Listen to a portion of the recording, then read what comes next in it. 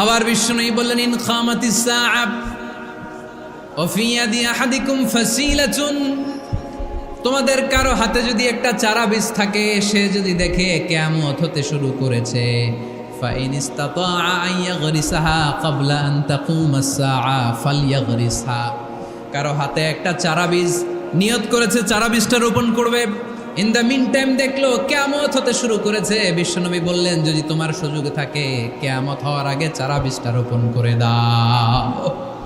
কথা বুঝতে পেরেছেন? আপনার হাতে একটা চারা বীজ, আপনি প্ল্যান করেছেন এই চারা বীজটা রোপণ করবেন, ইন দ্য মিন টাইম দেখলেন কি হওয়া শুরু হয়েছে, ইযা জুলজিলাতিল আরদু জিলজালাহা, দ্য বিগেস্ট আর্থকোয়েক, ভূমিকম্প শুরু হয়েছে, কিয়ামত হয়ে যাবে।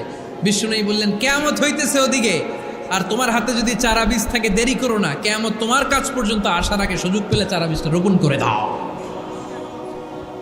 ইসলাম শিখিয়েছে শেষ নিঃশ্বাস পর্যন্ত তোমাকে লড়ে যেতে হবে। এই পৃথিবীতে কেউ কাউকে জায়গা করে দেয় না, জায়গা করে নিতে হয়। এই পৃথিবীটা, the life is not a bed of roses, এটা ফুল বিছানো কোনো ফুলসজ্জা নয়, এটা কণ্টকাকীর্ণ। কেউ আপনার স্পেস করে দিবে না, কেউ আপনাকে সুযোগ করে দিবে না।